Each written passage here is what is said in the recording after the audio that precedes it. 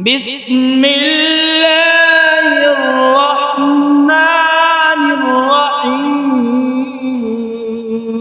الرحيم القارعة ما القارعة وما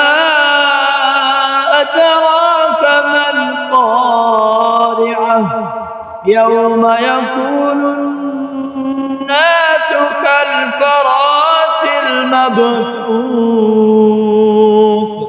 وتكون الجبال كالعهن المنفوش فأما من